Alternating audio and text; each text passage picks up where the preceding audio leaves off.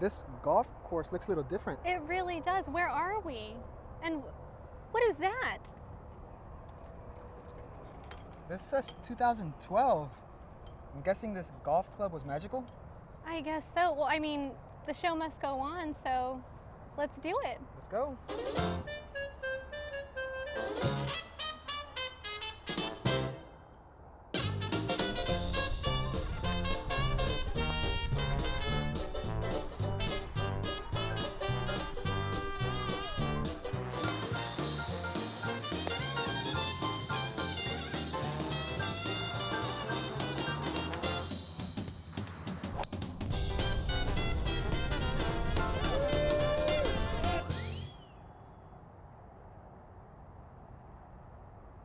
Welcome, guys and dolls, to the 23rd Annual Hawthorne Parks and Recreation Golf Tournament. I'm Francisco Castillo. And I'm Margaret Sharp, and it is a lovely day to be out here on the green at California Country Club. It sure is, Margaret.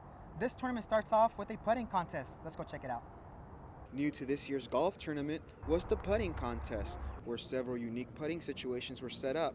The competition was rough, but the player who took the least amount of total swings came out the victor. Oh, it went well. I guess one of the ladies from Sears Lumber won it with 12 putts. Hope she didn't cheat. I'm just kidding.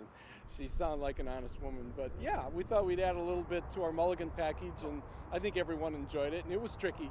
Well, it looks like that's a wrap for this putting contest. But before we go into the tournament, let's go to Margaret, who gives us more details on this beautiful golf course. For many golfers, the California Country Club is a tranquil spot outside of the Los Angeles grind. It's 20 minutes from Los Angeles, so it's very convenient from the office.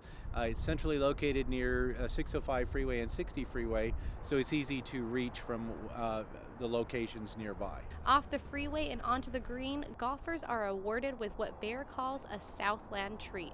It's a 6,800-yard championship golf course with, as you can see, mature tree-lined fairways. It's a challenging by length, but it was built without any housing considerations. So it's a kind of a sprawling golf course. That sprawl is something that golfers look forward to. It's beautiful. It's good, it's long, it's open, and the people can have a lot of fun.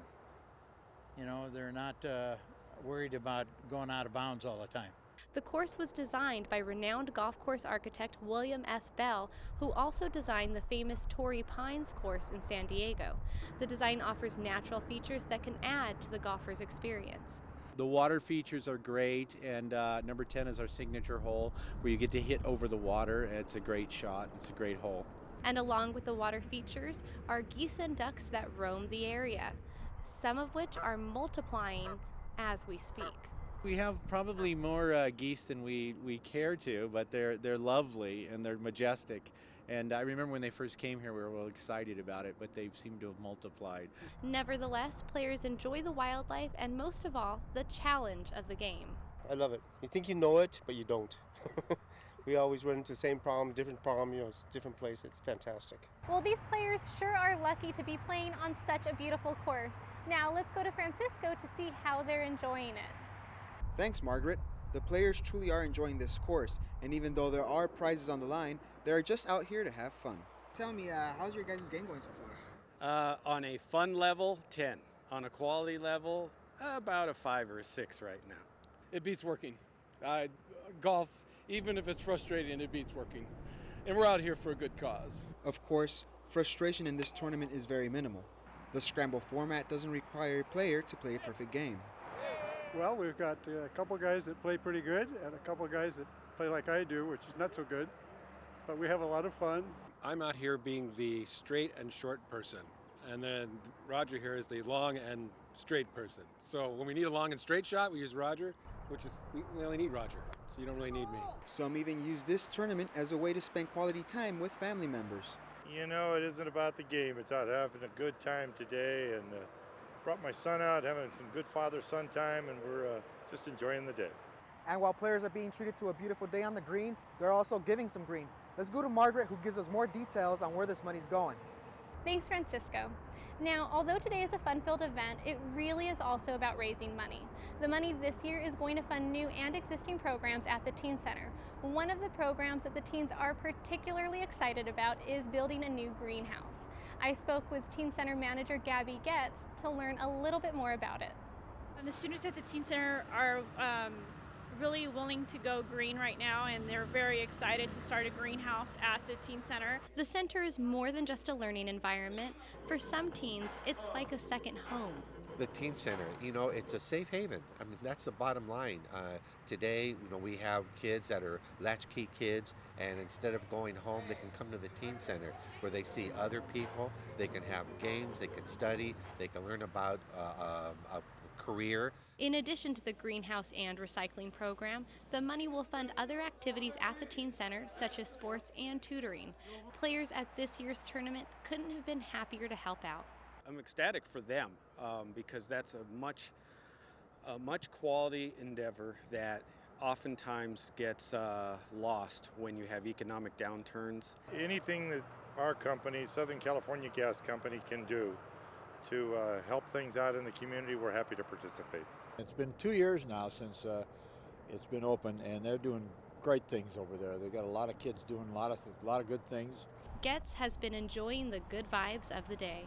It feels so good to see everyone just, not thinking about anything, just having fun and making sure that it's going to a worthy cause.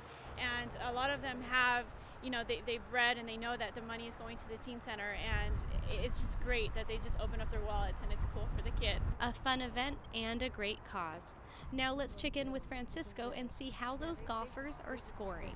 Looks like the competition is heating up. Let's go look at the scoreboard and see where everybody's at.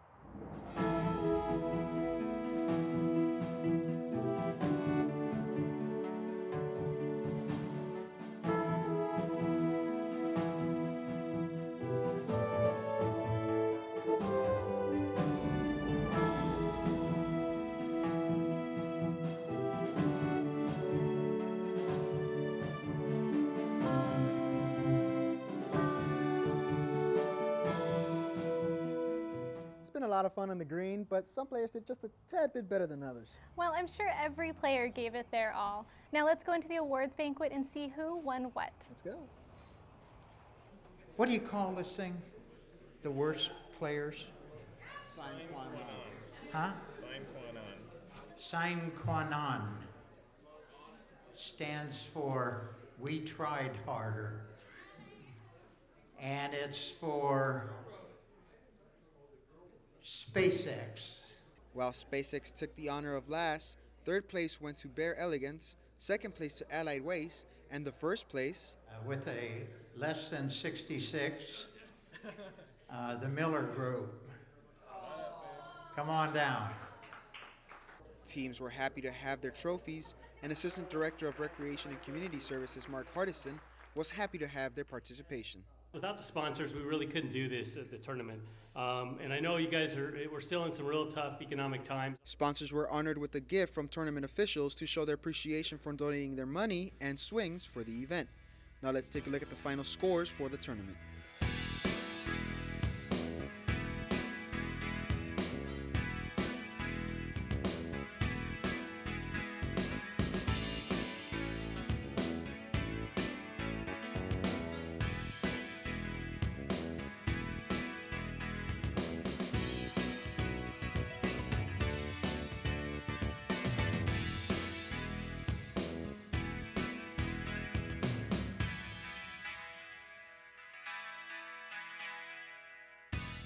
Well, whether if it's 1922 or 2012, golf just doesn't seem to change. That's right. Birdies or bogeys, golf is still a great sport, and today players raised money for a great cause. That's right. Well, thanks for joining us, and we'll see you next year. Cut! That's a wrap. All right. Now what are we going to do? I don't know. I could do a backswing or something like that. Well, we got to find some way to fit into this whole 21st century thing. Yeah, I need new clothes and apparently something called an iPhone. I don't know what that is, though.